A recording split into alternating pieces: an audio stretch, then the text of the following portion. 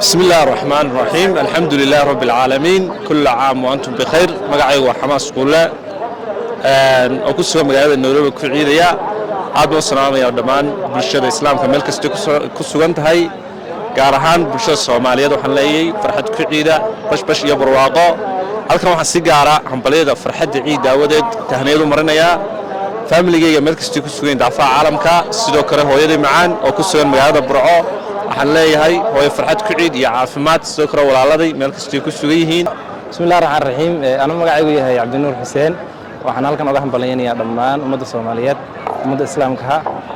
waxaan halkan ka salaamayaa uga tahneedinaya qaraabadayda oo ugu horeyso hooyaday macaan maanta waxaan leeyahay ciid mubaarak عليكم مقعي وهذا محمد وعاكعين إسليهاي عيد ونكسن عليكم تقبل الله منا ومنكم صالح الأعمال الله عيد ونكسن كل عام وأنتم بخير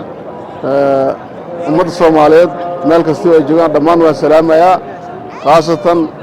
فملكي أصحابتي دمان والسلامة يا على عيد ونكسن كل عيدة. السلام عليكم ورحمة الله وبركاته دمان مسلمين تأدونك مالك استوى الجوان waxaan leeyahay ciid mubaarak ciid wanaagsan gaar ahaan ummadda Soomaaliyeed waxaan ugu tahniidinayaa ciidan ciidul adha taqabbal Allahu minna wa minkum salih al-a'mal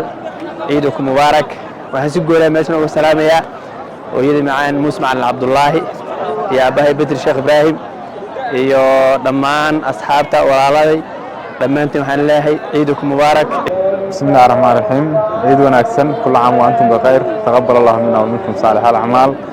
عيد ونكسن دمان مسلمين مeel kasta dunida ka joogtaan gaar ahaan ummadda Soomaaliyeed waxaan leeyahay ciid wanaagsan waxaan si gaar ah ugu hambalyeynaa ciida munaasabada ciida awgeed qaraabada familka meel kasta ay joogaan ciid mubaarak كل عام وأنتم بخير ilaahay ciidan ciidada kale nabad iyo barwaaqo ugu gaarsiiyo ciid wanaagsan.